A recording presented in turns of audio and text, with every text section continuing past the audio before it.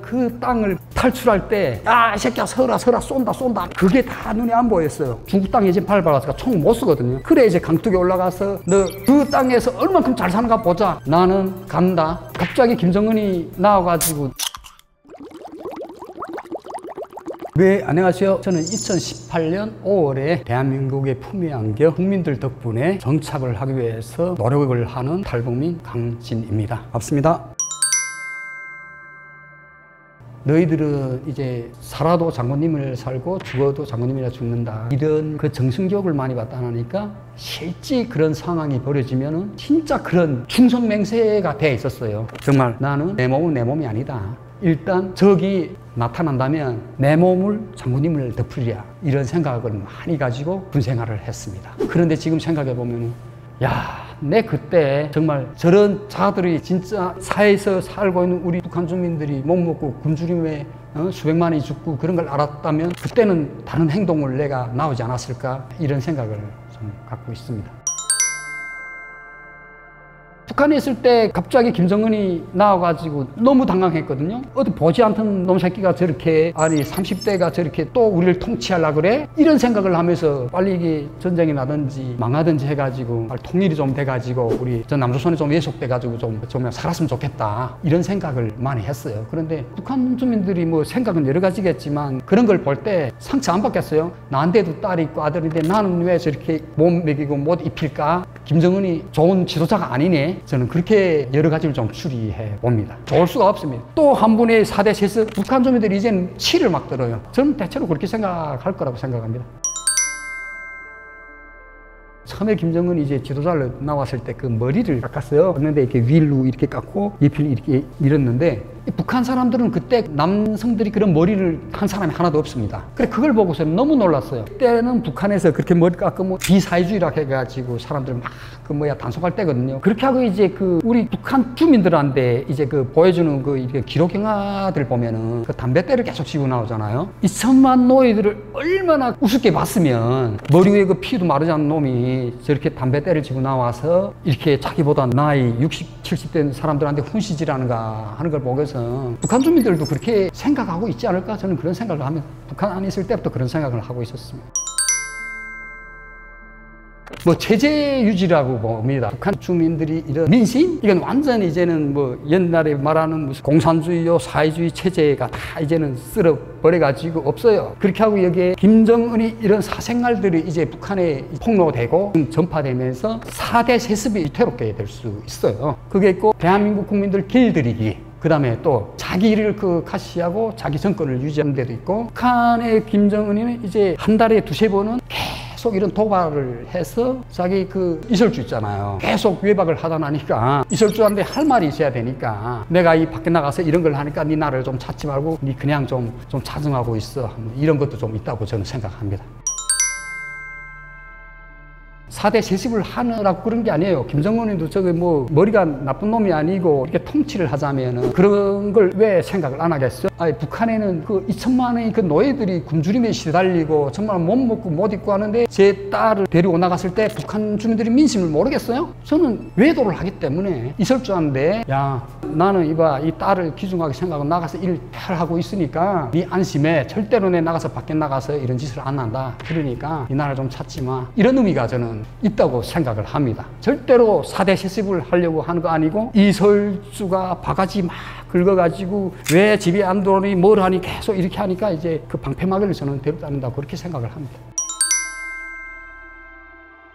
예, 내가 먹고 살며 나의 선조들, 나의 그 친구들이 살던 그 땅을 탈출할 때 억장이 무너지는 걸 많이 느끼면서 대한민국에 가서 정말 이 체제를 무너뜨려야 되겠다, 이런 노예들을 이게 해방시켜야 된다, 이런 생각을 했어요. 눈물 젖은 두만강, 그 노래가 생각나더라고요. 두만강 푸른 물에 하면서 청춘이라고 생각되는 이런 값진 시간들을 그 체제를 바쳤잖아요. 그 배신감, 이런 것들이 그 폭파해서 왔습니다. 제가 그 이야기하자면 너무 그게 이제 어떻게 이야기를 못 하겠습니다. 어쨌든 너무 격이 빡쳐가지고 이 압록강에 발을 디뎌서 막 물에 그 찬물에 빠지고, 물에 들어가면 얼음이 이제 쭉쭉 미끄러요. 그러니까 얼음장을 타고 이렇게 해가지고 이제 넘어와서 절차절차절차 넘어가는데 그 뒤에서는 이제 국경경비대가 총 겨누고 야, 이 새끼야, 서라, 쏜다, 막 이렇게 했어요. 그래서 이제 그게 다 눈에 안 보였어요. 자네 나한테 진짜 총을 쏘지 않을까 했는데 중국 땅에 이제 발 밟았으니까 총 못 쓰거든요. 그래 이제 강둑에 올라가서 저 어린 놈이 김정은이 나와가지고 2천만의 이런 주민들 나같이 이제 또 겪을 사람들을 생각해 보니까 너 그 땅에서 얼만큼 잘 사는가 보자 이렇게 주먹질밖에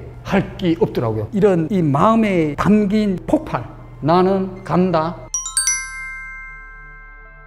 9.19 남북 합의를 이제 할 때 우리 전년지대에서 우리 군과 북한군이 이제 만나는 그 사진이 있어요. 대한민국 국군들은 이 위장복에다 이제 다 방탄조끼를 차고 북한군은 허술한 솜동복에다 권총 차고 그 모습을 북한 주민들이 그 봤다고 할 때 그게 얼마나 충격적이었을까. 제가 북한에서 대한민국 군인들한테 제일 부러운 게 5가지가 있었고 믿지를 않았습니다. 첫 번째가 한국 군대가 자율 식사를 한다. 그래서 아니 군대가 세상에 어떻게 자기가 먹고 싶은 대로 먹으며 살 수가 있어? 그럼 믿질 않았어요. 세상에 그런 군대는 없을 것이다. 그 북한의 수십만의 군인들이 건설도 하고 뭐 배불리 먹고 이렇게 태어난 그 군대란 걸 상상을 못 해봤어요. 제가 그 974 부대에 있을 때 저희들이 그 6호 노르마라고 해가지고 하루에 그 전투 정량이 1kg 됐습니다. 쌀 1kg. 한 끼에 이제 300g씩 먹고 그 다음에 저녁에 군무 나갔다 오더니 간식 100g씩 줬어요. 사탕 아니면 과자를 주고 했는데 그래도 군인들이 남이 또 주는 밥을 먹으니까 배가 안 불렀어요. 그런데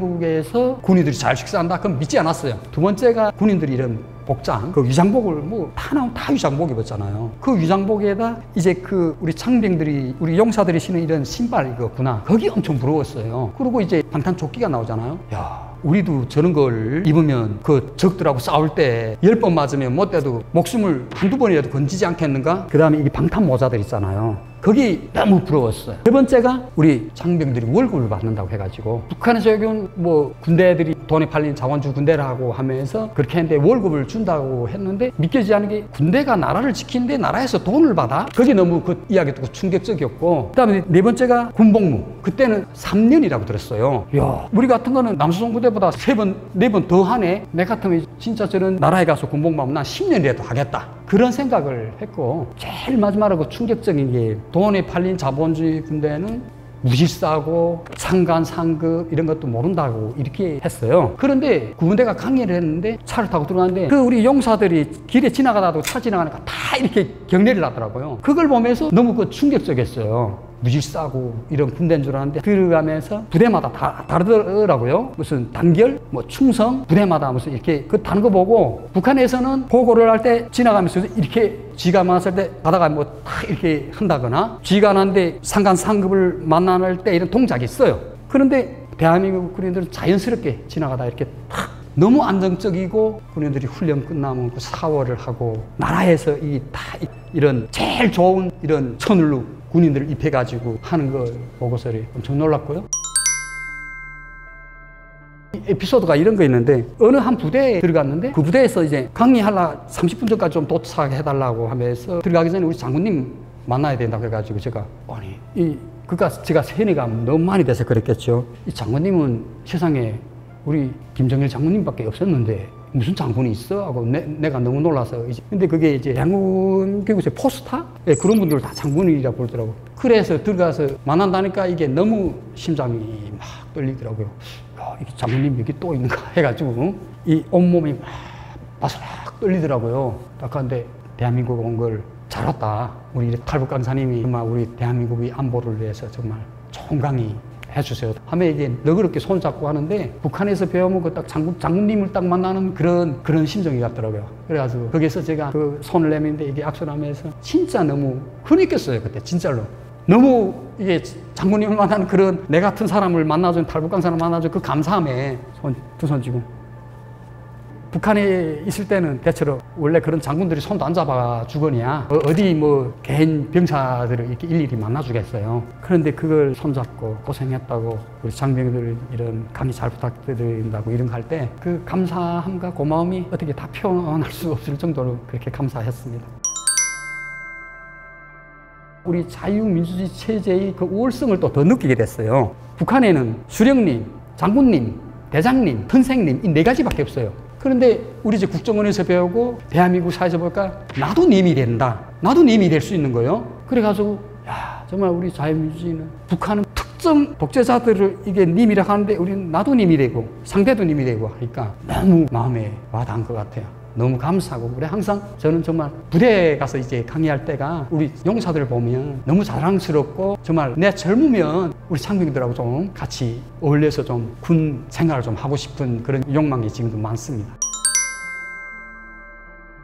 너무 안타깝잖아요. 북한 군에서나 있을 수 있는 일이 이게 대한민국에 지금 을차례를 해서 우리 용사가 돌아갔잖아요. 누군가의 그 아들이고 정말 소중한 이런 생명 하나가 이렇게 을차례를 돌아갔는데 북한 군인하고 대한민국 군인이 다른 게 인권이 있어요. 대한민국이 이번에 그 나라 정말 우리 국민을 위해서 목숨 바친 무슨 최상병도 있었고 또 이런 을차례를 했잖아요. 그게 북한군은 일단 군인의 임무라는 이런 규정이 있어요. 대한민국에서는 우리 용사들한테 어떤 명령 지시를 내리는지 모르는데 규정에 그런 게 있습니다. 명령 지시는 위대한 수령 김일성 동지의 교시와 말씀 그 구현인 정책을 무조건 관철하기 위한 것으로 되어야 한다. 상관은 부하에게 명령 지시를 내릴 권리가 있으며 부하는 상관의 명령 지시에 절대 복종하여야 한다. 지간이 사적인 걸 요구하든 북한 당국이 걸 요구하든 내가 전사라면 그 위에 한 줄 베기들이 야 너 오늘 저녁 누구 생일인데 가서 돈은 뭐 얼마 해야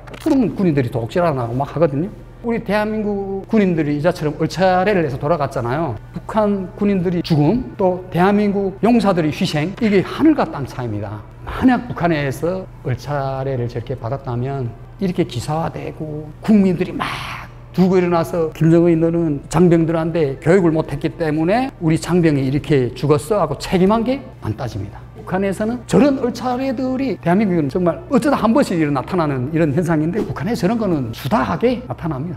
군에 뭐 인권센터라는 게 있고 저는 깜짝 놀랐습니다. 그게 어떻게 저는 가능한지 우리 용사들도 우리 국민들과 똑같은 이런 권리를 누리고 사는 거 있는 게 우리 대한민국이 너무도 소중하다고 저는 생각합니다. 너무 격분하고 정말 분합니다. 저 김정은이 지금 하는 짓이 북한 2천만 노예들을 한데 하는 짓을 똑같이 우리 대한민국 5천만 국민에게 한다고 생각하거든요. 3살짜리 아이도 아니고 정말 너무 격분합니다. 우리 국민을 북한의 2천만 노예들로 생각하고 똑같은 짓을 그렇게 하는 것 같아요. 우리 대한민국이 얼마나 위대한 국민을 가진 세계에서 10위가 하는 경제 대국이잖아요. 6.25 전쟁이 끝나서 정말 북한의 도발이 3,000회 이상 있었습니다. 그때만 국민들이 다치고 그럴까봐 한마디로 그 안보적 측면에서 많이 양보를 했습니다. 그런데 이 양보의 양보가 우리 천안함 용사들이 그 45명이 바다에서 정말 순직하는 이런 가슴 아픈 일도 있었고 또 우리 국민들이 그 혈세례드린 그 남북연락사무소가 또 이렇게 하게 됐고 심지어 우리 국민이 공무 중에 북한의 기름에 태워서 타살하고 이럴 때까지도 국민이 안전이라는 이런 걸 해가지고 계속 양보를 했습니다. 그 양보의 결과가 아 김정은이 한국 주민들 사살해도 되는구나 너네 가만히 있는구나 이런 걸 해가지고 우리 국민들이 머리에 이게 똥바가지를 씌워놨는데 야처럼 뭐 탈북민들이 풍선을 날렸기 때문에 이렇게 한다 하는데 그것도 없지 않아 있습니다. 그건 정말 나도 같은 탈북민으로서 우리 국민들께 정말 죄송하고 사과를 드립니다. 그런데 우리 탈북민들이 풍선을 안 날리면 또 다른 도발이 있습니다. 예, 북한 체제는 태생이 태어날 때부터 도발을 해야 살아갈 수 있는 체제입니다. 왜냐면요 북한에서는 이젠 거짓말로 3대를 지금 이어가고 있는데 이 거짓말을 너무 하다 나니까 북한 주민들이 지금 믿지 않습니다. 그런데 어떻게 믿게 됐는가? 3대를 이어오면서 이제 드라마나 삐라나 대북 확성기 등 삼국을 통해서 들어오는 정보들을 가지고 북한이 이제 거짓말을 한다는 걸 알아요. 그런데 이 대북 풍선이 날아오는데 그 70년 넘게 계속 우상화를 주입하고 하는데 이거는 북한 체제에서는 정말 용납될 수 없는 겁니다. 장군님이 제일이라고 했는데 풍선 나라고 이런 거 보면 저기 악마네 이런 걸 점점 알아가면서 북한 주민들이 북한 노동당에 대한 이런 신뢰보다 장마당에 대한 신뢰를 더 많이 가지고 그 안에 돌아가는 거 보면 다 자본주의 체제나 같습니다. 진짜 정부에서 대응을 북한하고 이제 대적하면 우리 국민이 다치기 때문에 그걸 피하기 위해서 그냥 그 도발하면서도 우리 장병들과 우리 국민이 재산을 정말 희생과 재산이 파괴되면서까지 가만 놔뒀어요. 그러다 보니까 오늘 이런 지경에 저는 왔다고 봅니다.